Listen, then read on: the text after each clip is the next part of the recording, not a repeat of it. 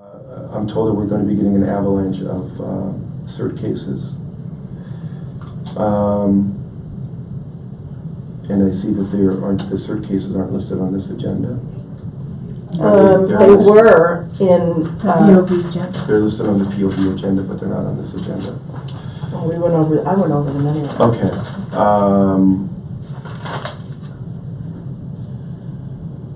We have, and this crosses all sorts of lines, policy, case review, but what we've come across is this issue of knee strikes. And in one of the CIRT cases that you reviewed, there is a knee strike that's used to handcuff a subject. Miriam was able to get some information from the training academy, and the classification of a knee strike as a distraction technique, we believe, is a miscategorization.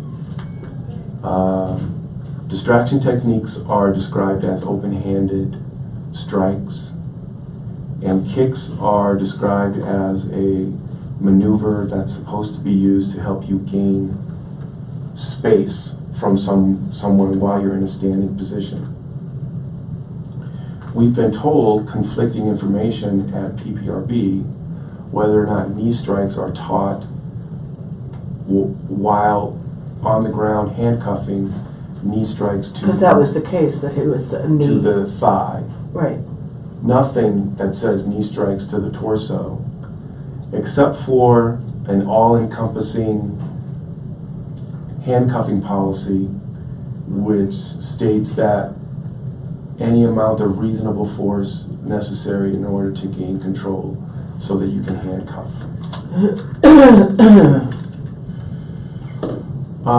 In PPRB and in the use of force, we've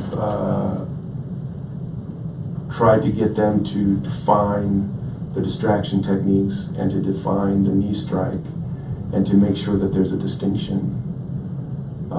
Because the purpose of the first is what?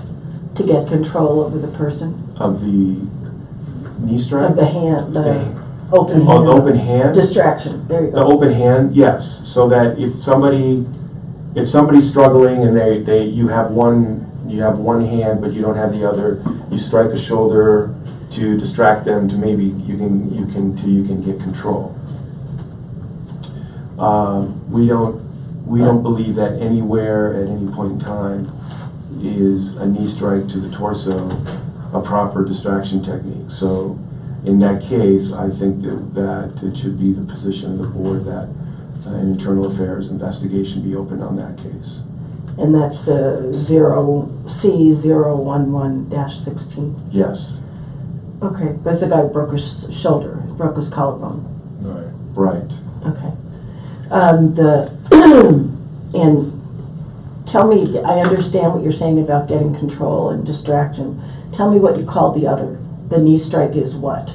If it's not a A distraction. knee strike is described as in a standing position so that you can gain room from somebody in order to sort of regroup and get space from somebody that you might be.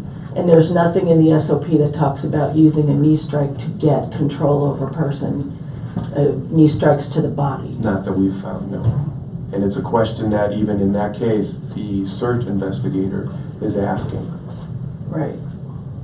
And they had a similar question on a neck hold in the other one, Right. whether it was a neck hold or not. Right. Okay. Okay, so the point of clarification that you're asking for as it relates to policy, the SOP of the police department is, when is a knee strike legit? Well, I think the internal affairs investigation needs to determine whether or not a knee strike in this instance is a reasonable use of force. Is it just this case you want clarification on, or Well, is it as a policy? it'll have broader implications because knee strikes are a prevalent issue, but it'll have broader implications. Okay, so tell me more about why you think knee strikes are a more prevalent issue. Tell me about that. Well, we have the high-profile case that Dr. Ginger is doing his special report where the officer used a knee strike and he struck the subject in the head. And we have other instances where there are knee strikes that are being used to handcuff subjects. Okay, so how do we best deal with this as far as the board is concerned? Should your report, this is one way you could go, tell me how you think about it, what you think, that we talk about knee strikes as a problem as far as what the rules say about knee strikes. It sounds to me like there's a specific purpose for the use of your knee, and it doesn't include hitting somebody in the body with it. Right. I think that in the instant case, we need an investigation, an internal affairs investigation, to determine whether or not it's reasonable under not only the handcuffing policy, but if it's reasonable as being taught and trained to the officer that a knee strike is a distraction technique. Okay.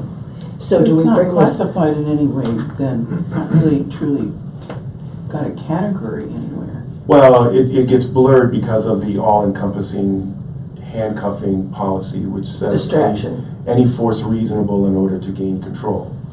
So in that instance, the question becomes, is it reasonable for an officer to strike somebody in the torso with a knee, especially when you have 3 or 4 other officers, simply because you're trying to gain control of one arm?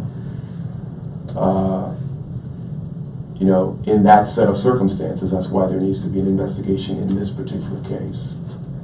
But broader implications are, and that's the question that's asked by the CIRT investigator, is it ever appropriate for knee strikes to be a distraction technique to the torso?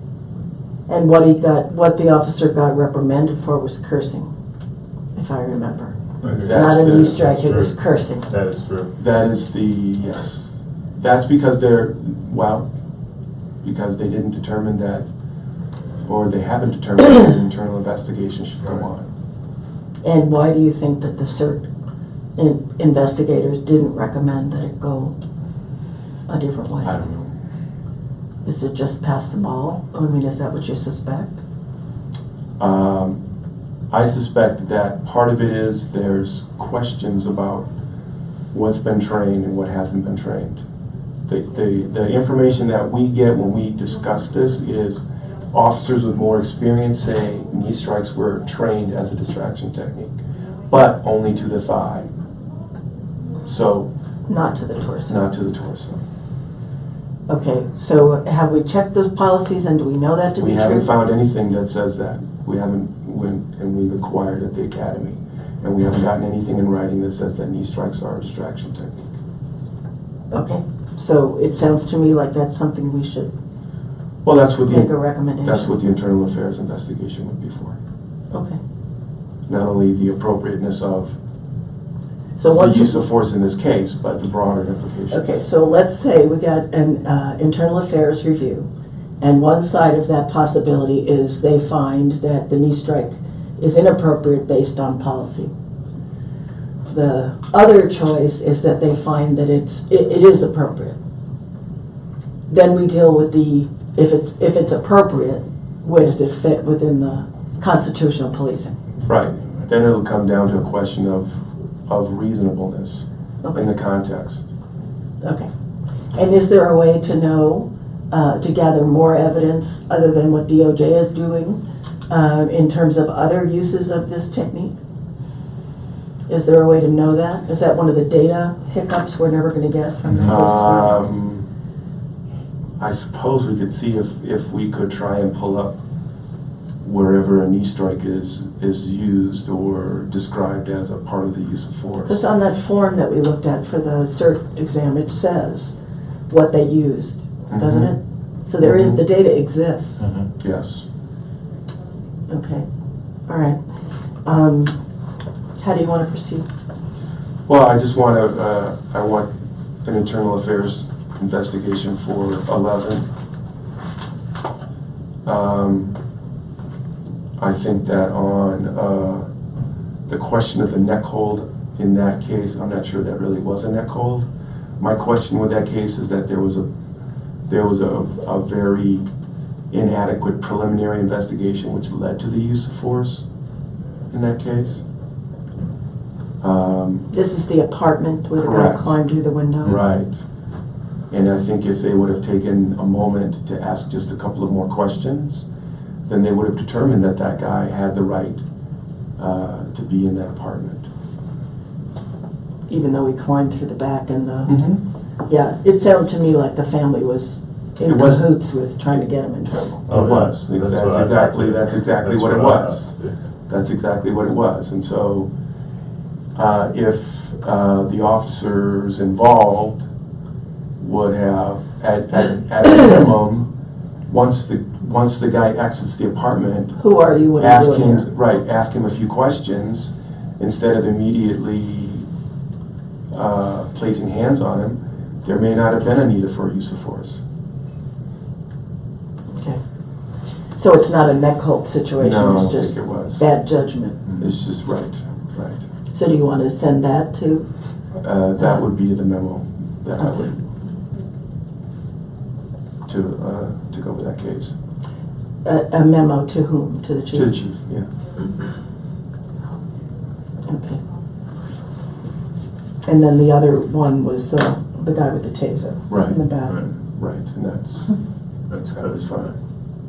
Yeah, that seemed fine to me too. Okay, so are we gonna go over these other cases next, or? Well, we can just kind of, I'm done with my report. okay.